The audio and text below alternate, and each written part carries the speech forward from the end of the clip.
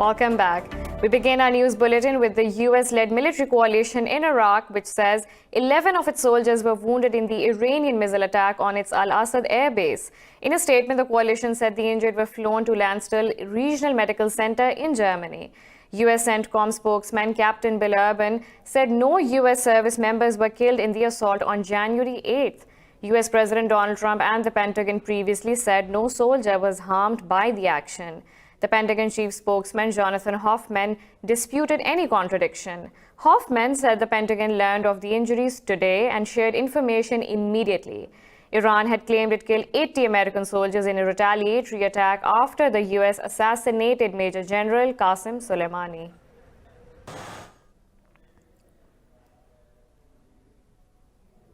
Meanwhile, 5 countries that lost people when Iran shot down a Ukrainian Airlines flight are demanding compensation for the victims' families. Sweden, Canada, the UK, Afghanistan, and Ukraine have asked for an independent and transparent international inquiry into the incident.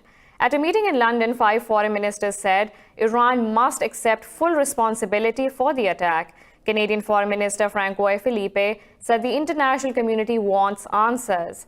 He said everyone responsible must be brought to justice. Everyone on the Ukrainian airliner died when it was struck by an Iranian missile fired in error. In Afghanistan, the Taliban say a peace agreement with the US could be just a few days away. Spokesperson Sohail Shaheen said both sides, led by Mullah Baradar Akhund and Special Envoy Zalmay Khalilzad, are working on the final details. Shaheen said the venue of the signing ceremony is among the issues being discussed. The spokesperson said details of progress in the talks will be shared soon. Pakistan's Foreign Minister Shah Mahmood Qureshi said the Taliban had showed willingness to reduce violence, but Kabul says any deal without a complete ceasefire is unacceptable. Moving on, Pakistan's Foreign Minister Shah Mahmood Qureshi says the world must take notice of India's lockdown in occupied Kashmir. He met with the leadership of the Senate Foreign Relations Committee at Capitol Hill. In a statement, Qureshi said India is committing atrocities in occupied Jammu and Kashmir. He apprised the US senators that peace in South Asia would remain elusive until resolution of Kashmir dispute. The foreign minister said this dispute must be resolved in accordance with international law and the wishes of Kashmiris. The committee members lauded Pakistan's role in the Afghan peace process. In the United States, a government watchdog says the White House broke the law by withholding aid to Ukraine, which was approved by Congress. In a report, the Government Accountability Office said the administration cannot withhold funds Congress has appropriated. But the White House rejected the statement. The ruling is a blow to President Donald Trump as he faces an impeachment trial in the Senate. He is accused of freezing aid to pressure Ukraine into investigating his political rival, Joe Biden. Trump has denied wrongdoing and has called the impeachment process a sham. German Chancellor Angela Merkel has called for an arms embargo on Libya for a political solution to the conflict. Speaking at a news conference, Merkel welcomed a promise by Libya's Khalifa Haftar to respect the existing ceasefire. Merkel said everyone at Sunday's Berlin conference must agree to a weapons restraint within the UN framework. U.S. Secretary of State Mike Pompeo has confirmed his presence at the conference. He said he will push foreign powers to withdraw from the country's conflict. In a joint statement, Italy and Algeria have also voiced support for a peaceful resolution to the Libyan war. U.S. Joint Chiefs of Staff Chairman General Mark Milley says Washington will decide on the level of its Africa presence in 2 months. Washington has 7,000 special forces on rotation in the Sahel region, fighting militancy in joint operations with national forces. On his way to France, Milley said the military is waiting on approval from Defense Secretary Mark Esper to pull out. Earlier, Esper hinted at a withdrawal of U.S. forces from the region under the Pentagon's National Defense Plan. He announced the U.S. intention to refocus efforts on strategic competitors, China and Russia. France has pledged to press the U.S. to keep its troops in the region because of their crucial role. The French central bank says the continuing transport strike has stunted economic growth. The bank's governor presented economic figures to Parliament in Paris as the national walkout entered day 43. The governor said an estimated 10% of businesses, mainly hotels and transport, have been affected. French Commerce reported turnover losses of over 50% as the transport shortage put off customers during the Christmas season. Trade unions are blocking reports and disrupting power production, pressurizing President Emmanuel Macron to scrap his pension overhaul. Electricity output was down by 9%, while ferries to Britain suffered delays. Students, teachers, lawyers, and other workers have also joined the strike. French far-right leader Marine Le Pen has announced her intention to run for president again. This comes as embattled President Macron faces one mass protest movement after another against his policies. Le Pen said she will propose a grand alternative to put the country back on its feet and create national unity in her New Year's wishes. She said the greatness of her movement is to make citizens actors in political life. Le Pen, leader of the anti-immigration party, reached the final runoff in the 2017 presidential elections, where she was heavily defeated by Macron. France's next presidential election will be held in 2 years. Ukraine has asked the FBI and the US for help probe a suspected cyber attack by the Russian military on its energy company Burisma. It is the same company caught up in the impeachment of US President Donald Trump. Ukraine's Interior Ministry also opened an inquiry into the possible illegal surveillance of former U.S. Ambassador Marie Yovanovitch. This comes after the U.S. Congress released the text messages as part of the impeachment proceedings against President Trump. The FBI has declined to comment on the Ukrainian request. Burisma was at the center of attempts by Trump in July to persuade Ukraine to open a corruption investigation into Joe Biden and his son Hunter. Russia has not responded to the allegations. Cities across southern Europe are experiencing dangerously high levels of smog caused by dry, sunny weather and light winds. In Bosnia, protesters took to the streets wearing gas masks, demanding government action. The Italian government has placed temporary bans on diesel vehicles in major cities, including the capital, Rome. The restrictions, which will remain in place for the next 3 days, will affect 1 million vehicles. Smog levels in Milan, Turin, and Bologna have also reached dangerous levels. Environmentalists have described the situation as a smog emergency. Chinese President Xi Jinping arrives in Myanmar today on his first trip to the country since 2009. He will step up investment in the Southeast Asian nation as part of China's Belt and Road Initiative. Ahead of his visit, Myanmar's Deputy Minister of Commerce, Ong Tu, said she will sign 2 key agreements. The pacts cover the Kyopo Special Economic Zone and a $1.3 billion port deal in conflict-ridden Rakhine. During his 2-day visit, Xi will meet President Win Myint and State Councillor Aung San Suu Kyi. He would also meet Commander-in-Chief Min Aung Hlaing in the capital, Naypyidaw. China has been Myanmar's closest ally for 2 decades.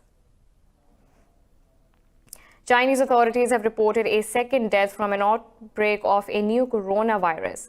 Health officials at the inland city of Wuhan say 5 others are in critical condition. They say there have been 41 confirmed cases of the illness since December. South Korea has heightened its response status while the new virus spreads to parts of East Asia.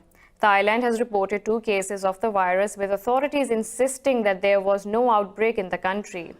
Earlier, Japan confirmed its first case of the infection. The World Health Organization says the Japanese case is unlikely to lead to a major outbreak in the country.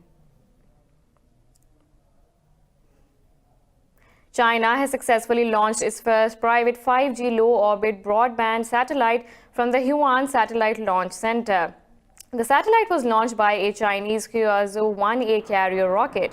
A Chinese aerospace official said the launcher can carry a 200-kilogram payload into a 700-kilometer sun-synchronous orbit. The orbit is mainly designed for micro and small satellites. The satellite will provide 5G communication service for users via terminals.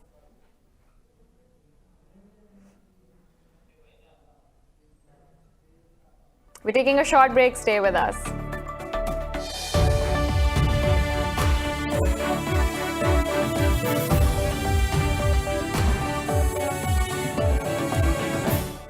Welcome back. Amnesty International is taking Israel's defense ministry to the court. The rights group wants the export license of software firm NSO Group revoked over hacking allegations. The Israeli company is being sued in US by messaging service WhatsApp for allegedly spying on human rights activists. NSO produces Pegasus, a highly invasive tool that can switch on and use a target's cell phone camera and microphone. The spyware effectively turns the phone into a pocket spy. Amnesty claims the company's technology was used against one of its staff members. Brazil has opened a new $100 million Antarctic base built by China's China National Electronics Import and Export Corporation. Brazil's Vice President Hamilton Mourão inaugurated the Commandant Ferraz base today. This report has the details. The new facility replaces a research station destroyed in an explosion almost 7 years ago. Brazil's 1982 Antarctic program was set back in 2012 when an explosion killed 2 officers and destroyed 70% of the building. Brazil's Science and Technology Minister Marcos Pontes says that new 4,500 square meter facility was bigger and safer. It's great to see the capacity that we will have in scientific terms, because this will also signify the work of hundreds of researchers in Brazil and from other places on account of our cooperation, so that we can cooperate on the advancement of science and the knowledge of the planet as one. The base can house 65 people and will be used to study microbiology, glaciers, and climate, amongst other fields.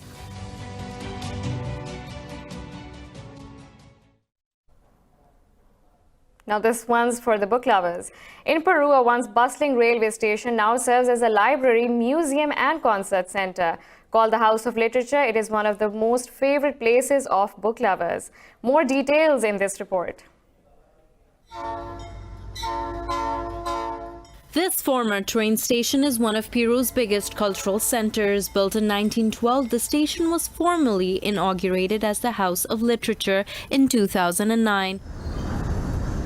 Once abandoned, it is now visited by thousands of people every day. The House of Literature is a space for people to encourage themselves to read and to learn. No, it doesn't exist. I don't know any other places like this, not at all.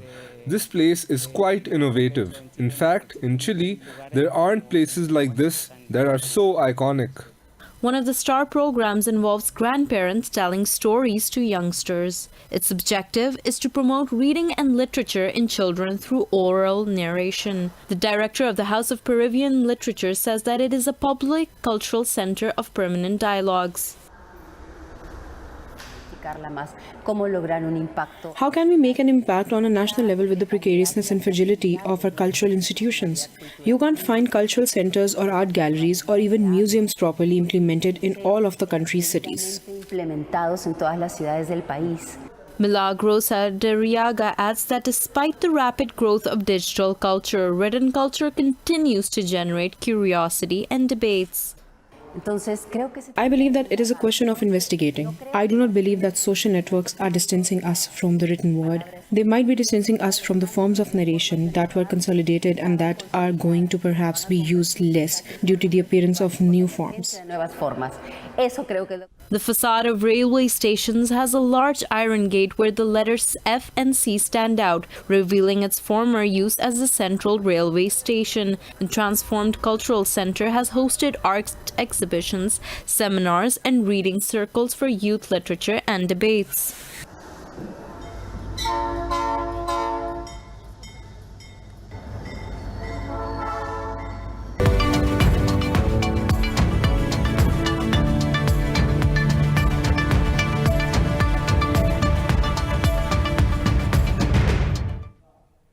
The U.S. Senate has approved a new North American trade pact involving itself, Mexico, and Canada. The development is President Donald Trump's second trade win before his impeachment trial begins.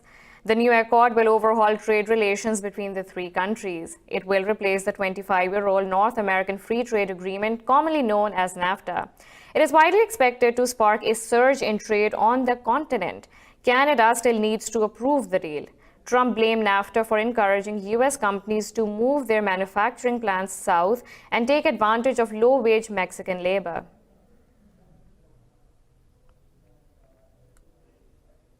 China says its GDP growth in 2019 was the slowest in 3 decades. The trade war with the U.S. took its toll on the world's second largest economy. Data released by Beijing today suggests the economy could only hit 6% growth over the past year. This rate was within the government's 6.5% target.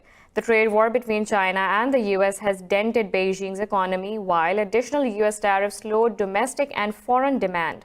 Beijing released its growth data following a trade war truce with the U.S. after signing off a Phase 1 deal on Wednesday.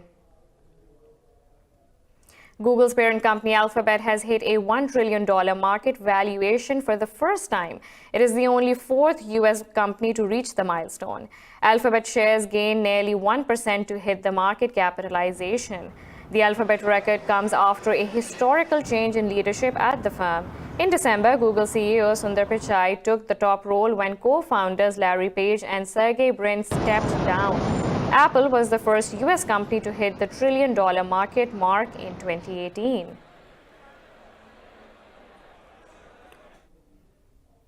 Stock markets in Asia are trading mixed as investors tread with cautious optimism at the U.S.-China trade deal. Stocks are posting muted gains after the release of economic data.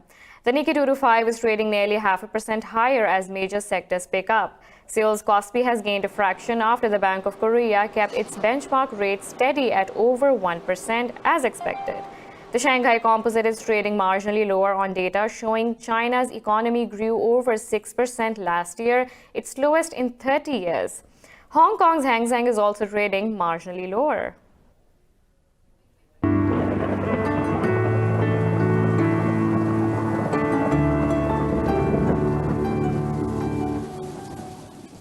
Now let's look at the weather from around the globe.